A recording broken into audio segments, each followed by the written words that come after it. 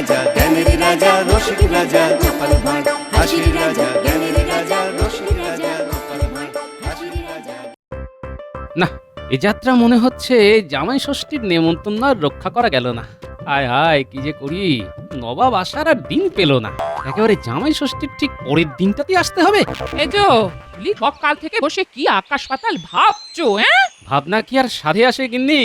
আমি রাজার ভাঁড়, আমাকে কত কি সব ভাবতে হয়। ইস, রাজার ভাঁড়ের যদি এত ভাবনা, তাহলে রাজার মাথায় না জানি কত চিন্তা।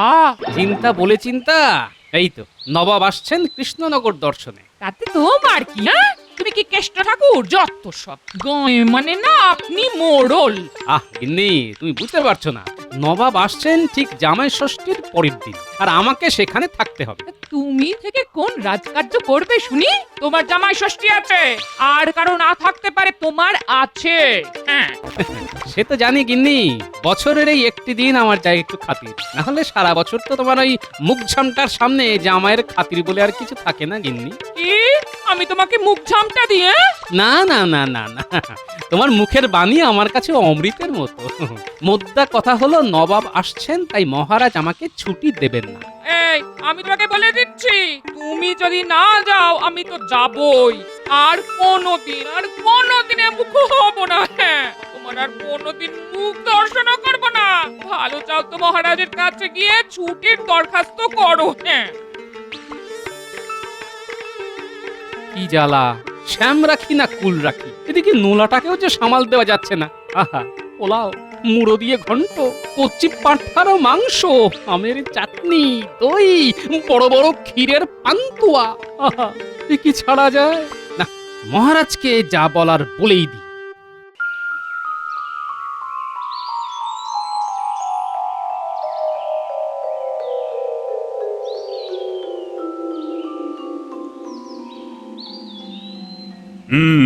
তোমরা সবাই জানো নিশ্চয়ই, নবাব আসছেন পরশুর ঠিক পরের দিন। বুঝলে মন্ত্রী, আমাদের ব্যবস্থাপনায় যেন কোনো ত্রুটি না থাকে। মহারাজ, নবাবের আপ্যায়নের জন্য আমি ইতিমধ্যেই আপনার নির্দেশে নগরের সমস্ত জায়গা পরিষ্কার করার তদারকি করেছি। বেশ বেশ।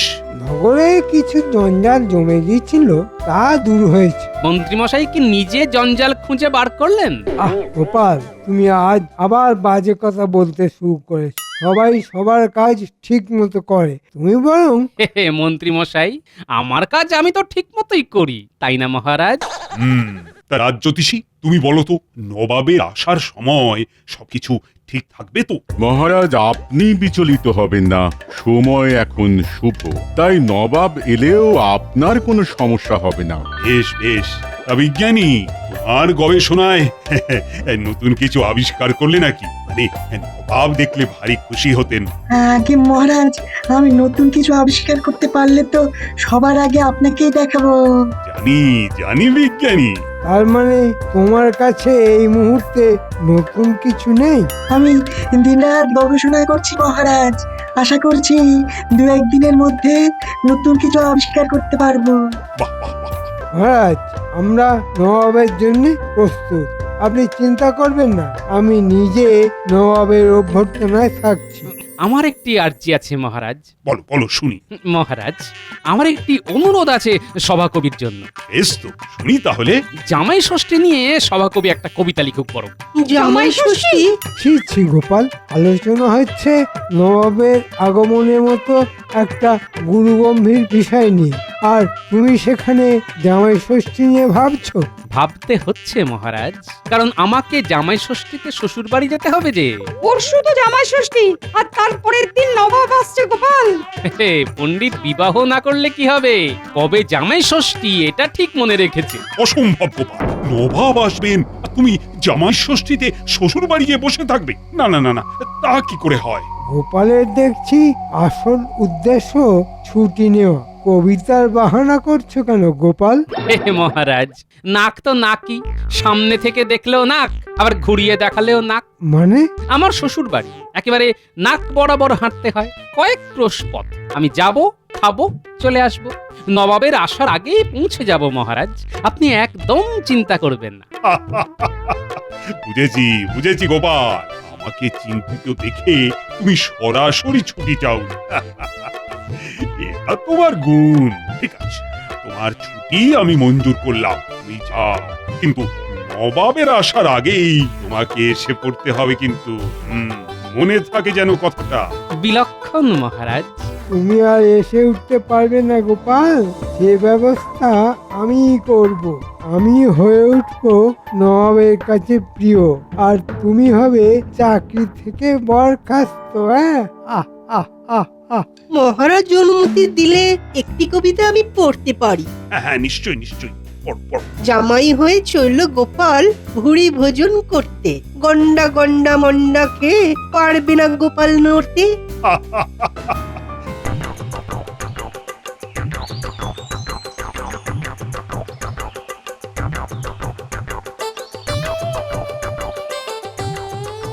এই পুটি, টেপা, ন্যাপলা, গুলটে, কি করছিস তোরা? এদিকে আয়, এদিকে আয়।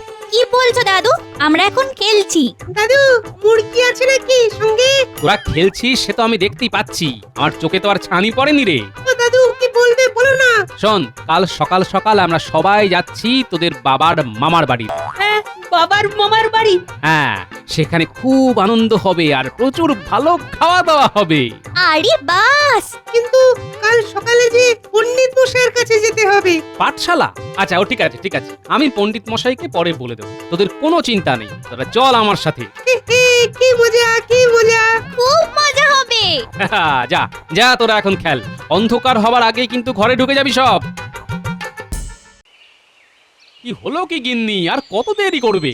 এরপর যত বেলা বাড়বে তত গরম বাড়বে। তোমার সাজগোজ শেষ হলো? বলি এত তাড়া কিসের? হ্যাঁ, ও বাবা, বেনারসি শাড়ি। রানীমা উপহার দিয়েছিলেন, তুমি তো কিপটে।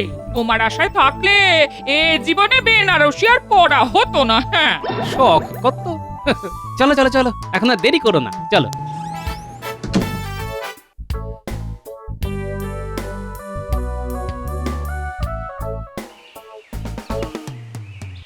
এই যে টাপা, গুলটে, পুটি, নাপলা, তোরা সব তৈরি তো? হ্যাঁ দাদু। তাহলে আর দেরি কেন, এই বেলা রওনা দেওয়া যাক। উঠে পড়, উঠে পড়, উঠে পড়। দুগা দুগা।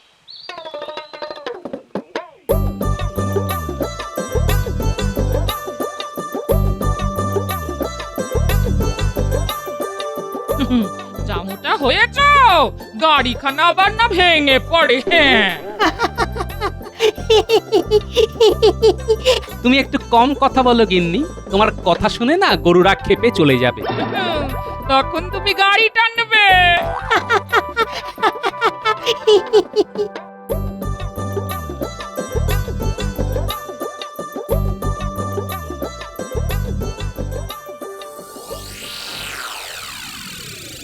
এই যে চারু, বল দেখি বিকেল বেলার সমাস কি হবে? পণ্ডিত মশাই, এখন তো সকালবেলা। চুপ, বেয়াদব। আমাকে ন্যাপলাক বলেছে বিকেল বেলার সমাজ শুধু বিকেলেই বলতে হয়। হ্যাঁ, আসুক ন্যাপলা, দেখাচ্ছি মজা। কোথায় সব পুটি, টাপা, গুলটে, ন্যাপলা সব কই? সবাইকে নিয়ে গোপাল দাদু চলে গেছে পণ্ডিত মশাই। তাই বুঝি। যা, আজকের মতন পাঠশালা শেষ, আমাকে এখন রাজসভায় যেতে হবে।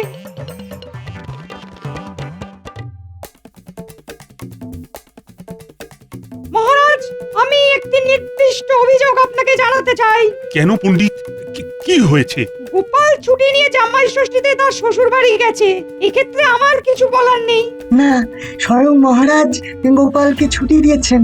কিন্তু গোপালের নাতি নাতনি যারা আমার পাঠশালায় শিক্ষা নিতে আসে, তাদের ছুটি দেওয়ার অধিকার নিশ্চয়ই আমার। তাই তো মহারাজ, আমি তাদের গুরু মশাই। তুমি যথার্থ বলেছো পণ্ডিত। হ্যাঁ, তুমি ঠিক বলেছো। গোপালের কি অধিকার আছে আমার অনুমতি ছাড়া নাতি নাতনিদের পাঠশালায় আসতে না দেওয়া? তো কেন কেন তারা কেউ চায়নি কেন পাঠশালায়? না মহারাজ, তারা কেউ আসেনি। এতে ওদের শিক্ষা লাভে বিঘ্ন ঘটলো। তাদের যদি শরীর খারাপ থাকে তাহলে কোনো প্রশ্ন ওঠে না মহারাজ। কিন্তু এখানে প্রশ্ন উঠছে, কারণ তাদের শরীর খারাপ নয়। মহারাজ, গোপাল ওদের সবাইকে নিয়ে নিজে জামাই ষষ্ঠীর নেমন্তন্ন খেতে গেছে। ছি ছি মহারাজ, বুঝি না বাপু, বুড়ো বয়সে কিসের এত জামাই ষষ্ঠী? তারপরে নাতি নাতনি সদল বলে গোপাল গেল, পণ্ডিতকে কিছু বলেও নি। আমি এর তীব্র প্রতিবাদ জানাই মহারাজ। এমনকি আপনি নিজেই সাক্ষী আছেন যে নবাব আসবে বলেও গোপালের কোনো মাথা ব্যথা নেই। ছি ছি ছি। বেশ গোপাল ফিরুক, আমি ওর সাথে এই ব্যাপারে কথা বলবো। বলুন মন্ত্রীমশাই, কি করতে পারি আপনার জন্য? বড় কাজ আছে রে বটা ঘটা। বড় কাজের পারিশ্রমিকটাও যে বড় হয় মন্ত্রীমশাই। পাবি পাবি, 1000 মোহর পাবি। 1000 মোহর? কি করতে হবে বলুন মন্ত্রীমশাই? শোন, আজ জামাই ষষ্ঠী, আজ রাতে গোপাল ফিরবে। তোদের কাজ হলো গোপালকে মাঝ রাস্তায় বেঁধে ফেলে ওর সব কিছু লুট করে নেওয়া। এর এমন কি? কিন্তু ওই বাচ্চা ছেলে মেয়েগুলো গোপালের সাথে থাকবে। ওই বাচ্চা ছেলে মেয়েগুলো আমাদের কি করবে? কিচ্ছু করতে পারবে না। ওদেরও আমরা ওই হাত পা মুখ বেঁধে রেখে দেব। হ্যাঁ, ব্যাস, আর কিচ্ছু করতে হবে না। এটা করলেই গোপাল আর রাজ সবাই এসে উঠতে পারবে না। আমরা তাহলে আসি মন্ত্রীমশাই। হ্যাঁ, খুব সাবধানে, কাকপক্ষীতেও যেন টের না পায়। গোপাল, তোমার আশা আর হচ্ছে না। নবাবের সামনে মহারাজের মুখ হবে আমসত্ত্বের মতো। বিদূষকের অভাবে নবাব খেপে যাবে, আর ঠিক তখন আমি হাজির করব ভগবানকে বিদূষক সাজিয়ে। হ্যাঁ, নবাব আমাকে ইনাম দেবে, আর মহারাজ তার লজ্জা থেকে বাঁচাবার জন্যে আমাকে পুরস্কার দেবে। আমার পারিশ্রমিক আরো বেড়ে যাবে, আর গোপালের চাকরি যাবে। হ্যাঁ,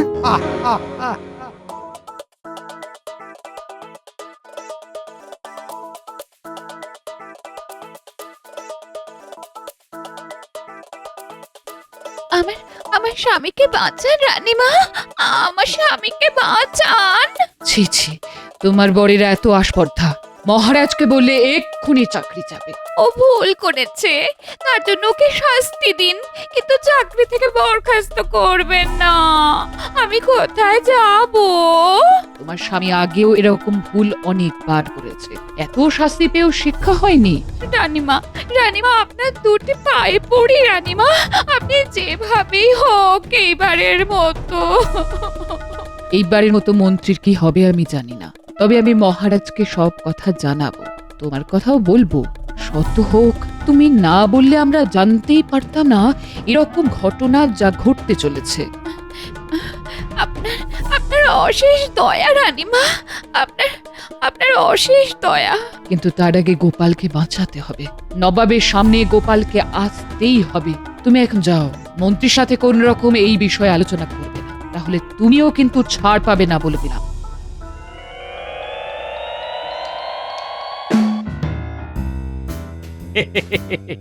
আবার এসব কেন কষ্ট করে? খেয়ে নিন জামাইবাবু, সামান্য কিছু আয়োজন। তাহলে শুরু করি। হ্যাঁ, হ্যাঁ, নিশ্চয়ই নিশ্চয়ই। এ নাও বাবা, এ নাও।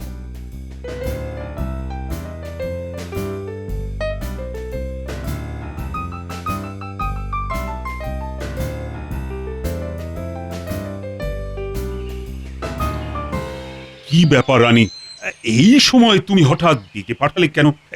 কিছু কি হয়েছে?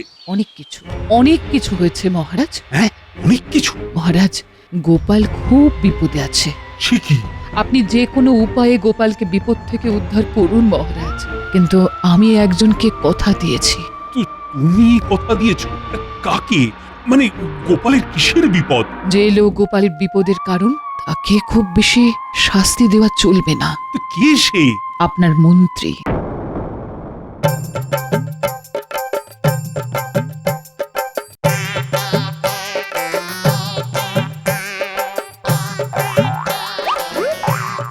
দাদু, অত খেও না। দাদু, কত বড় বুড়ো খেতে পারবে? এই এই তোরা চুপ কর তো। জামাই কি আর তোদের মতন করছি? তোরা এসব পারবি না। বলি, আরো দুটো মুড়ো দেবো বাবা? হ্যাঁ, এই রে, আগে না, এখন কি আর সেই বয়স আছে? তবে ওই পোলাও আরেকটু খেতে পারি। নিশ্চয়ই নিশ্চয়ই বাবা, নিশ্চয়ই। মন্ত্রী এত কিছু চিন্তা করছে, বেশ বেশ, ওকে আমি উচিত শিক্ষা দেব। কিন্তু ওর দুই শয়তান বটার ঘটা, ওরা তো চলে গেছে গোপালকে ধরবার জন্য। আমি এক্ষুনি 4 জন প্রহরীকে পাঠাচ্ছি গোপালকে সঙ্গে নিয়ে আসার জন্য। তুমি কিচ্ছু চিন্তা করো না রানী, গোপালের আমি কিচ্ছুটি হতে দেব না। হ্যাঁ, এইটুকু ভরসা আমি রাখি।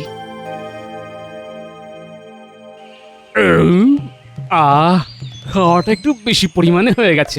হ্যাঁ, নিজে বাজার করো কিপ্টের মতো করে, আর এখানে পুরো আস্ত পাঁঠা হজম করে ফেললে। হ্যাঁ, এই তোরা চুপ করবি? জামাই মানুষ, যত খাবে ততই আমার তৃপ্তি। তবে জামাইবাবুর খাওয়া কিন্তু আগের থেকে কমে গেছে। তা বটে, আগে হলে মনে হয় পাঁঠার শিংও খেয়ে নিত। নিন নিন জামাইবাবু, এবার পান খান, তারপর একটু নিদ্রা দিন। সে তো বটেই। হ্যাঁ, ঘুমে আমার চোখ একেবারে টেনে আসছে। তবে কিনা আমাকে তো যেতে হবে, ওই নবাব আসছে তো। না, তোমার বোন আরো 2 দিন থাকুক না। হ্যাঁ, আমাকে যেতেই হবে, বুঝলে? অন্ধকার হতে এখনো দেরি আছে, রাতে তো ঘুম হবে না, অনেক দূর পথ যেতে হবে। আমি একটু জিরিয়ে নি। সেই ভালো জামাইবাবু। বুঝলে ভায়া, এরকম খাবার পর একটু দিবা নিদ্রা না দিলে যে চলে না।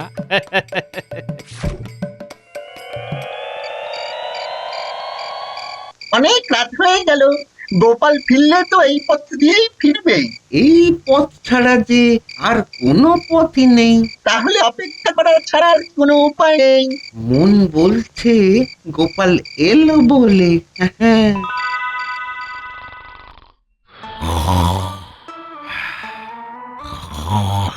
শুনছো? আর কত নাক ডাকবে? এ ওঠো না, অনেক রাত হয়ে গেছে। এখন তুমি না গেলে এই রাজসভায় পৌঁছতে পারবে না। হ্যাঁ, শোন দিদি, তাহলে জামাইবাবু ও ঘুমোক, বিরক্ত করবার দরকার নেই। কিন্তু কি এত রাতে কারা এলো? মহারাজ কৃষ্ণচন্দ্র আমাদের পাঠিয়েছে। গোপাল একা ফিরলে তার অসুবিধে হতে পারে, তাই আমরা সাথে থাকবো। কিন্তু তিনি তো এখন ঘুমোচ্ছেন। কিন্তু মহারাজ আমাদের বলে দিয়েছেন গোপাল যে অবস্থায় থাকবে সেই অবস্থায় তাকে নিয়ে আসতে হবে। আমাদের অনুমতি দিন, আমরা ভিতরে গিয়ে গোপালকে নিয়ে যাচ্ছি। বেশ, মহারাজের যখন হুকুম তখন আমি আর কি বলতে পারি। একে কাঁধে করে নিয়ে যাওয়া ছাড়া তো আর উপায় নেই। ও বাবা গো, বলি মরা মানুষ তো কাঁদে ওঠে, ও যে জ্যান্ত। উপায় নেই গিন্নিমা।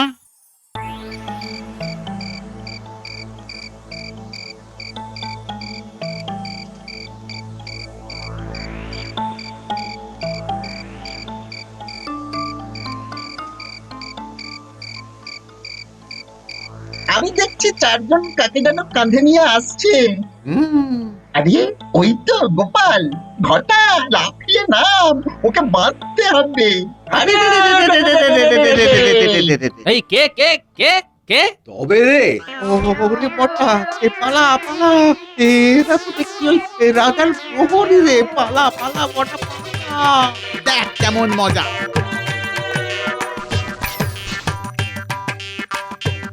এবার চল রাজার কাছে, তোদের বিচার হবে। ওরে বাবা রে, আমাদেরকে ছেড়ে দাও। আমি কি স্বপ্ন দেখছি?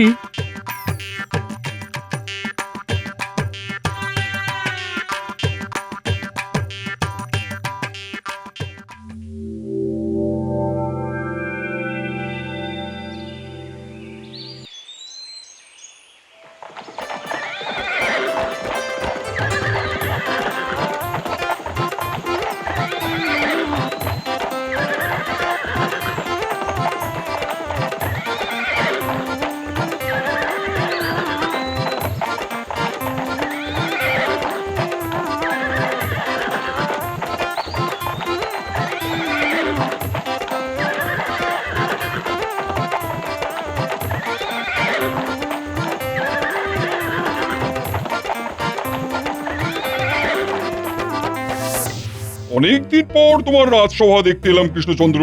মন আজ বড়ই প্রফুল্ল।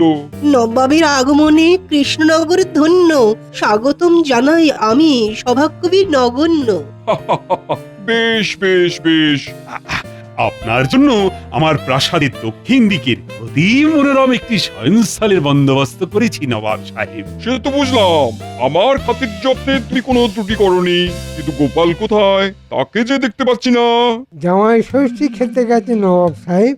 আমরা অনেক বারণ করেছি যে আপনি আসবেন, অথচ গোপালের কোনো মাথা ব্যথাই দেখলাম না। তাই বুঝি? কি আর বলবো নবাব সাহেব, মহারাজ তো গোপালকে চাকরি থেকে এক প্রকার বরখাস্ত করেই দিয়েছে। আমি আপনার জন্য একজন নতুন ভালো বিদূষক নিয়ে এসেছি, আপনার মন আরো প্রফুল্ল হবে। গোপাল এদিকে এসো, এদিকে।